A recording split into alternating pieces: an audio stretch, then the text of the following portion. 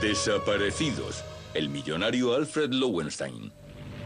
La madrugada del 4 de julio de 1928, el aeropuerto de Croydon, el mayor aeropuerto comercial de Inglaterra, estaba más tranquilo de lo normal. Esperando en la pista solo había un avión privado, un Fokker F-7. Al poco de dar las 6, el Fokker despegó rumbo a Bruselas, Bélgica, cruzando el Canal de la Mancha.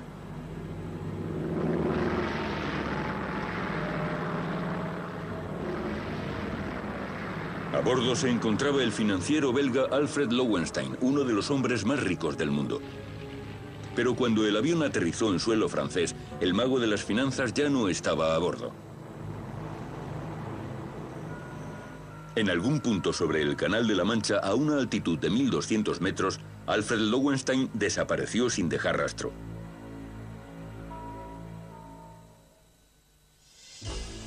Nacido en 1877 y educado en Bruselas, Alfred Lowenstein siguió los pasos de su padre en el mundo de las finanzas.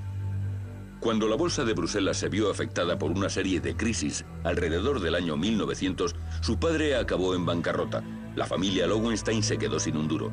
Le correspondió a Alfred saldar la deuda familiar. Dando un paso que fijó la tendencia de su carrera futura, Lowenstein se lanzó a la piscina e invirtió el capital que le quedaba en una compañía de transporte con problemas, la Brazilian Traction. Para conseguir más capital, vendió bonos a pequeños inversores de toda Europa. La brillantez financiera de Lowenstein permitió a Brazilian Traction cumplir su promesa de construir un servicio de transporte público barato y eficaz para la población de Sao Paulo y Río de Janeiro. La compañía consiguió el monopolio virtual en las industrias de transportes, energía y alumbrado en Brasil y ayudó a sentar las bases de una Sudamérica próspera.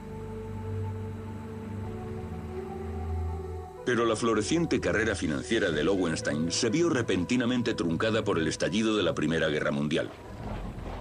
En agosto de 1914, el ejército alemán entró en Bélgica. Lowenstein voló a Londres y buscó refugio con su mujer y su hijo de 4 años.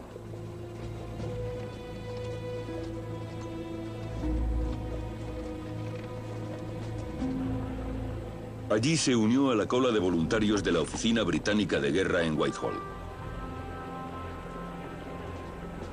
Inmediatamente le alistaron al ejército belga y le dieron el rango de capitán.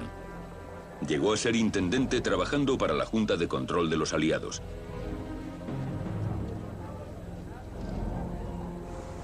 Era el responsable de organizar las provisiones de las fuerzas belgas. Esto significaba comprar y vender grandes cantidades de comida, lo que para Lowenstein resultó ser otra oportunidad para ganar dinero.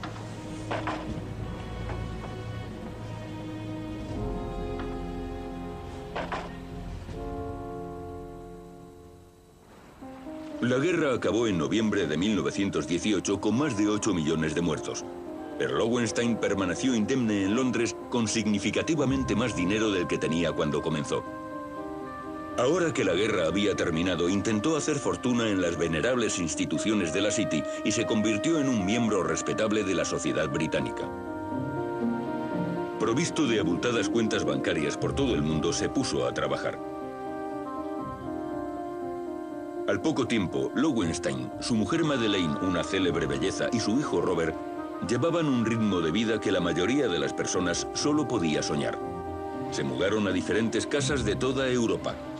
En la ciudad de vacaciones francesa de Biarritz, lugar favorito de los ricos y famosos de Europa, los Lowenstein tenían 8 casas. Se calcula que gastaban en vivienda unos 70.000 euros a la semana. También tenían una casa unifamiliar en la calle de la Ciencia en Bruselas. Y una casa llamada Pinfold en Thorshaville, en el condado de Leicester. Pero la familia pasaba muy poco tiempo junta. Cuando estaban en la misma casa, Lowenstein y su mujer dormían en habitaciones separadas. Él parecía más feliz en su casa de Inglaterra, donde disfrutaba de su pasión por los caballos. Era un jinete excelente, ganaba premios en las mejores competiciones de la época. También disfrutaba de la caza del zorro.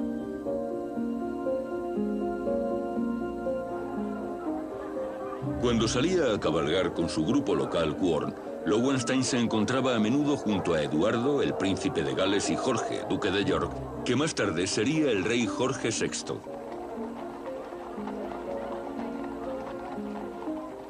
Estaba desesperado por incorporarse al círculo elitista aristócrata. Pero la aceptación social era una de las pocas cosas que su dinero no podía comprar. En 1922, los negocios de Lowenstein llegaron a los titulares cuando invirtió 800.000 euros en British Celanese, un fabricante de seda artificial. El químico suizo Henry Dreyfus dirigía British Celanese. Había hecho mucho dinero durante la guerra vendiendo un barniz impermeable para los aviones tanto a los aliados como a los alemanes. Dreyfus también había patentado la técnica para fabricar seda artificial. Después de la guerra, las ventas de la nueva tela se dispararon cuando la locura por la moda se extendió por Gran Bretaña en los años 20. Dreyfus necesitaba convertir sus fábricas de aviones en fábricas de seda.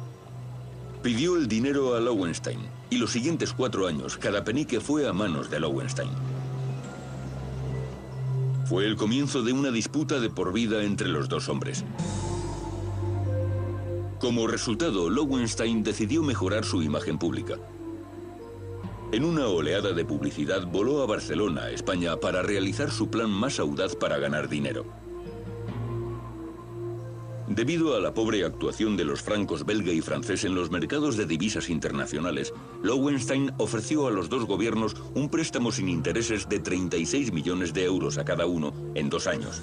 Esta oferta asombrosa no era tan generosa como parecía en un primer momento.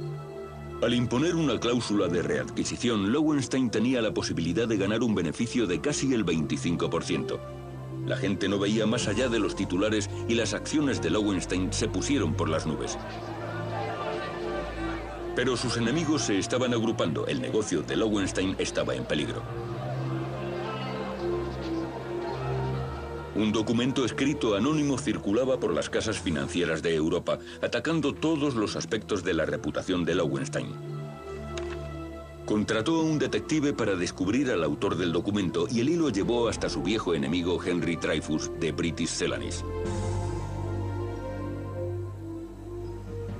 En el verano de 1928 el precio de las acciones de Lowenstein cayó repentinamente en picado. Corría el riesgo de perder su fortuna personal y su carrera estaba en la cuerda floja. Con sus negocios amenazados por sus enemigos y el mundo financiero, el gurú belga de las inversiones Alfred Lowenstein volvió a centrar su atención en Brazilian Traction. El 19 de abril de 1928, Lowenstein zarpó de Nueva York en el transatlántico de lujo Île-de-France. Su séquito ocupó 8 suites, cada una con baño privado, salón privado y comedor. El coste total del pasaje fue de 23.000 euros. Lowenstein había llegado a Estados Unidos a lo grande, pero no se quedó mucho tiempo. Un avión Fokker le llevó repentinamente a Toronto, la capital económica de Canadá.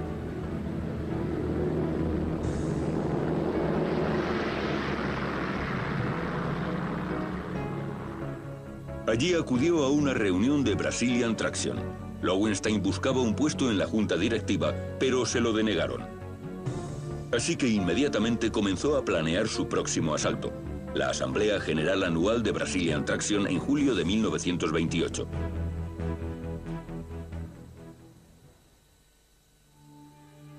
La madrugada del 4 de julio de 1928, Alfred Lowenstein llegó al aeropuerto de Croydon conducido por su chofer en su hispano-suiza. Se desvió rápidamente al edificio de la terminal e hizo una llamada telefónica, concertando una cita para la semana siguiente. Después subió a bordo de su monoplano Fokker 7 privado que le esperaba en la pista para volar a Bruselas.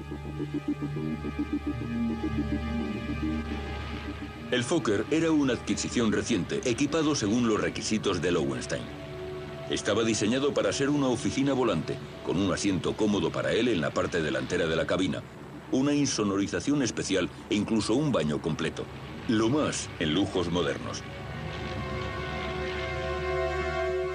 En este viaje, Lowenstein estaba acompañado por su secretario y más cercano confidente, Arthur Hodgson.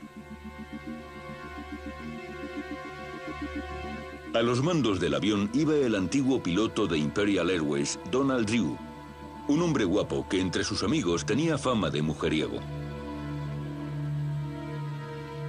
Junto a él, en la cabina de mando, iba el mecánico Robert Little.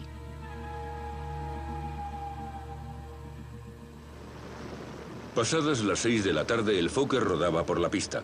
Despegaba hacia el claro cielo del anochecer y tomaba rumbo sudeste a Bruselas.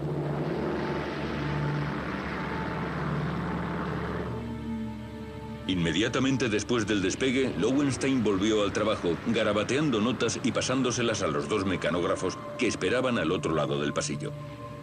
Al poco de cruzar la línea de costa inglesa, dejó de trabajar y se levantó para ir al lavabo al fondo de la cabina.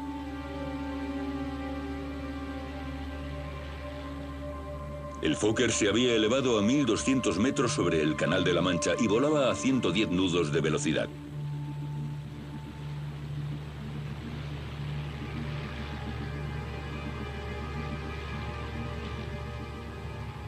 Pero pasados 10 minutos, Lowenstein aún no había regresado del lavabo.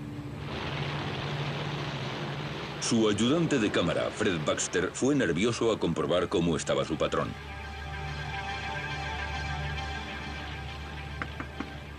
Llamó a la puerta, pero no hubo respuesta.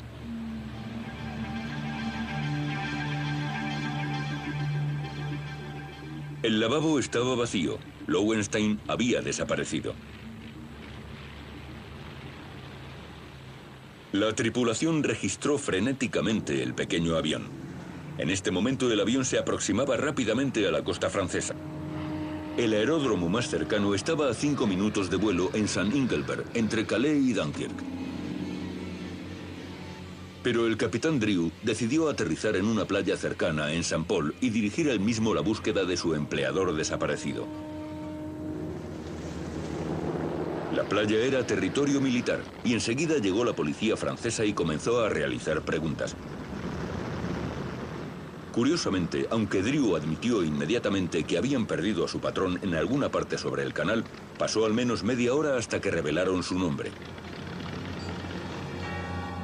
La policía los liberó para que llevasen el avión a un hangar en el aeródromo de Saint-Ingelbert para una investigación en profundidad.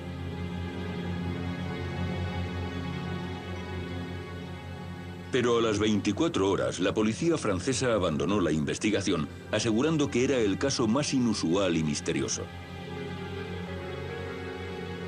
Como Lowenstein se perdió en aguas internacionales, ni la policía francesa, ni la belga, ni la británica estaban dispuestas a llevar el asunto más lejos. Se dejó que Lowenstein desapareciera sin dejar ni rastro. Una vez que salió la noticia el 4 de julio de 1928, de que el financiero belga Alfred Lowenstein había desaparecido de su avión en alguna parte sobre el Canal de la Mancha, el mercado de valores cayó dramáticamente y solo en Londres se calcula que se perdieron 50 millones de euros en un día. Los efectos se sintieron en toda Europa e incluso llegaron a América. En Wall Street se resintió la bolsa. Entonces, ¿qué había ocurrido con Alfred Lowenstein? ¿Y dónde estaba ahora? Se desataron los rumores y las especulaciones. Nadie sabía si estaba vivo o muerto. No había ni rastro de su cuerpo en las frías aguas del Canal de la Mancha.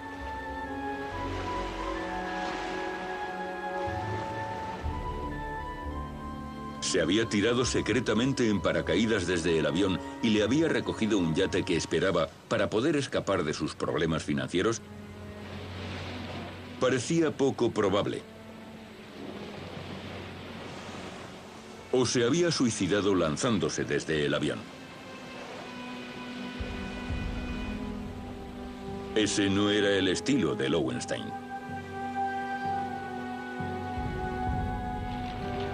O se había confundido y abierto la puerta equivocada al salir del lavabo. El diseño interior del Fokker trimotor podría haber sido el culpable de la desaparición de Lowenstein. En la cabina principal estaban el secretario personal de Lowenstein, Arthur Hodgson, los dos secretarios y al fondo del avión el ayudante de cámara Fred Baxter. El asiento vacío de Lowenstein estaba en la parte delantera del avión.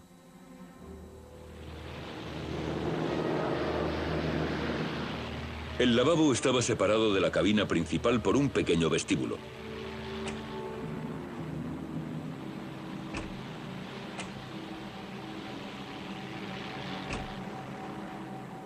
Al salir del lavabo, Lowenstein se habría encontrado con dos puertas desde el vestíbulo. La primera para ir a la cabina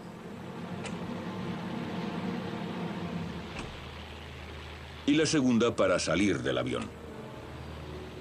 ¿Podría haber abierto la puerta equivocada y haberse caído del avión por accidente sin que nadie se diera cuenta? Si la puerta exterior se hubiera abierto, se habría oído más el motor. Pero los pasajeros, todos en la parte del avión más cercana a la salida, aseguraron que no habían oído nada inusual. Además, como la puerta solo podía abrirse contra la corriente, hubiera sido demasiado pesada para abrirla por accidente. ¿Decían la verdad los pasajeros o de algún modo estaban involucrados en la desaparición de su empleador? Si Alfred Lowenstein fue asesinado, ¿quién fue el asesino? El sospechoso más evidente era su viejo enemigo en los negocios, Henry Dreyfus.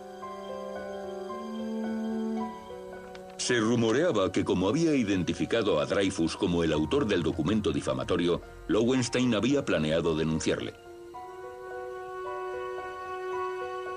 Por difamación, según el derecho anglosajón, Dreyfus tendría que haber probado la veracidad de cada palabra escrita, una tarea casi imposible.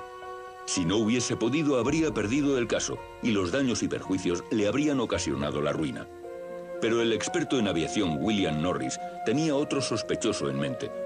Norris fue el autor de una investigación en 1987 sobre la desaparición de Lowenstein, el hombre que cayó del cielo. Norris se centró en la puerta exterior del avión. Durante el vuelo no podía abrirse sin hacer un esfuerzo considerable, y si la hubiesen abierto, sin duda habría habido una ráfaga de aire. Le parecía sospechoso que el piloto Donald Drew hubiese aterrizado en la playa en St. Paul. ¿Por qué se arriesgó a un aterrizaje complicado en una playa cuando había un aeródromo a solo 5 minutos? ¿Tenía algo que esconder? En los días que siguieron a la desaparición de Lowenstein, Drew ofreció varias entrevistas a los periodistas y surgieron dos historias contradictorias. En el New York Times, Drew aseguró que pensó en buscar a su empleador desaparecido, pero no hubiese servido de nada. También declaró que había aterrizado inmediatamente en la playa. Pero en The Times de Londres citaron a Drew diciendo: «Inmediatamente cambié el curso y busqué durante un tiempo el sitio donde el capitán Lowenstein podía haber caído». La inexactitud nunca fue investigada. La siguiente declaración pública de Drew fue en Bruselas, el 9 de julio de 1928. La señora Lowenstein había solicitado la investigación para que un juez pudiese emitir el certificado de defunción en ausencia del cuerpo de su marido y se pudiese leer el testamento. Debido a la rapidez con la que la policía francesa cerró sus investigaciones, la vista de Bruselas no fue oficial, los testigos no estaban bajo juramento y no hubo contrainterrogatorio. Así que cuando el tribunal escuchó de Donald Drew que el mecánico Robert Little y él habían realizado unos experimentos en el aire y la puerta exterior se había abierto sin dificultad, no pudieron hacer nada más que aceptar el testimonio. Sin embargo, en el mundo aéreo muchos no estaban de acuerdo con la declaración de Drew. El tribunal no escuchó los testimonios de ningún experto en aviación, pero la revista The Aeroplane imprimió una de las muchas opiniones para cuestionar la declaración de Drew. La puerta de un Fokker nunca se abre por accidente, aseguraba. Nuevamente se desconfiaba del testimonio esencial de Donald Drew. Pero como la policía francesa no investigaba el caso como un crimen, el juez belga tenía muy poco poder legal. Hizo lo único que pudo para manifestar su duda. Se negó a conceder el certificado de defunción a Madeleine Lowenstein. Madeleine y su hijo de 18 años, Bobby, esperaban ansiosamente mientras la herencia quedaba suspendida en la cuerda floja, con un valor de 40 millones de euros en el mercado abierto. A los 15 días de su desaparición, un pescador francés encontró el cadáver de Lowenstein flotando boca abajo en el Canal de la Mancha, a unos 16 kilómetros al noreste del Cabo Grinet. Curiosamente, solo llevaba unos calzoncillos de seda, calcetines de seda y zapatos. Se realizó la autopsia por petición de la familia Lowenstein. Resultó que Lowenstein no había sido envenenado y que todavía estaba vivo cuando chocó contra el agua. Los rumores de asesinatos se disiparon rápidamente y por fin se pudo leer el testamento. Alfred Lowenstein fue enterrado 2 días después en una tumba sin nombre en Francia. Su mujer estaba demasiado agotada como para acudir. Con la fortuna intacta, Madeleine se reinsertó en la sociedad, segura al saber que el dinero estaba a salvo en el banco y no habría más juegos financieros. No se fue más allá en la investigación de la muerte del millonario belga. La policía no estaba interesada y su viuda, Madeleine Lowenstein, parecía encantada de poder dejar atrás el dolor. ¿Podría Madeleine, con ayuda del piloto, haber instigado el asesinato de su marido? No hay pruebas de una aventura, pero Drew era un conocido mujeriego y Madeleine era una mujer hermosa. Si tenían un secreto, se fue con ellos a la tumba. Ambos murieron en una década. Por tanto, la extraña muerte de Alfred Lowenstein sigue siendo un misterio hasta nuestros días.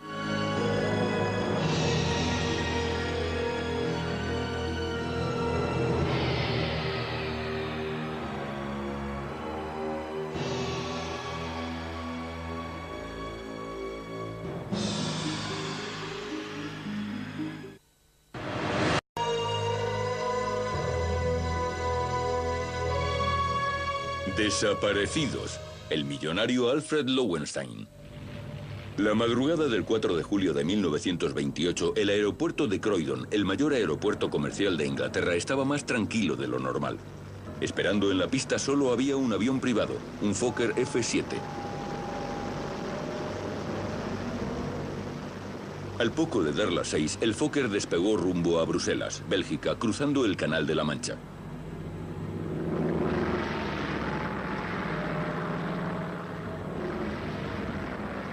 A bordo se encontraba el financiero belga Alfred Lowenstein, uno de los hombres más ricos del mundo. Pero cuando el avión aterrizó en suelo francés, el mago de las finanzas ya no estaba a bordo. En algún punto sobre el Canal de la Mancha, a una altitud de 1200 metros,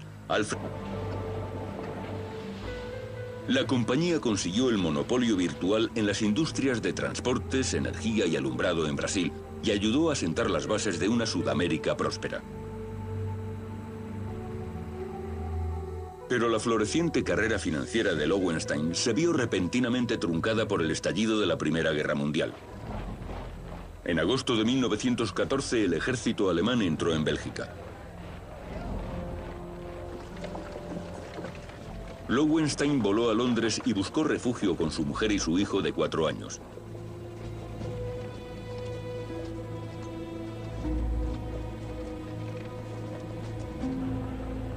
Allí se unió a la cola de voluntarios de la Oficina Británica de Guerra en Whitehall. Inmediatamente le alistaron al ejército belga y le dieron el rango de capitán. Llegó a ser intendente trabajando para la Junta de Control de los Aliados.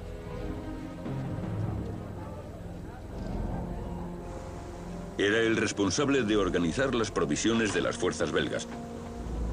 Esto significaba comprar y vender grandes cantidades de comida, lo que para Lowenstein resultó ser otra oportunidad para ganar dinero.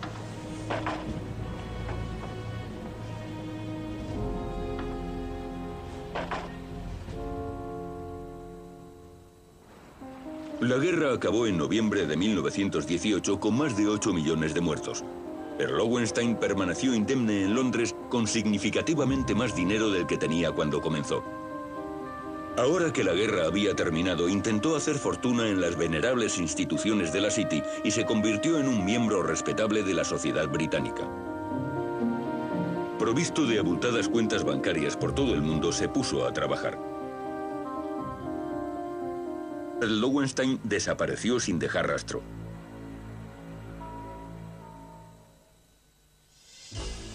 Nacido en 1877 y educado en Bruselas, Alfred Lowenstein siguió los pasos de su padre en el mundo de las finanzas. Cuando la bolsa de Bruselas se vio afectada por una serie de crisis alrededor del año 1900, su padre acabó en bancarrota. La familia Lowenstein se quedó sin un duro. Le correspondió a Alfred saldar la deuda familiar. Dando un paso que fijó la tendencia de su carrera futura, Lowenstein se lanzó a la piscina e invirtió el capital que le quedaba en una compañía de transporte con problemas, la Brazilian Traction. Para conseguir más capital, vendió bonos a pequeños inversores de toda Europa. La brillantez financiera de Lowenstein permitió a Brazilian Traction cumplir su promesa de construir un servicio de transporte público barato y eficaz para la población de Sao Paulo y Río de Janeiro. Al poco tiempo, Lowenstein, su mujer Madeleine, una célebre belleza, y su hijo Robert llevaban un ritmo de vida que la mayoría de las personas solo podía soñar. Se mudaron a diferentes casas de toda Europa. En la ciudad de vacaciones francesa de Biarritz, lugar favorito de los ricos y famosos de Europa, los Lowenstein tenían 8 casas. Se calcula que gastaban en vivienda unos 70.000 euros a la semana. También tenían una casa unifamiliar en la calle de la Ciencia en Bruselas. Y una casa llamada Pinfold en Thorshaville, en el condado de Leicester. Pero la familia pasaba muy poco tiempo junta. Cuando estaban en la misma casa, Lowenstein y su mujer dormían en habitaciones separadas. Él parecía más feliz en su casa de Inglaterra, donde disfrutaba de su pasión por los caballos. Era un jinete excelente, ganaba premios en las mejores competiciones de la época. También disfrutaba de la caza del zorro.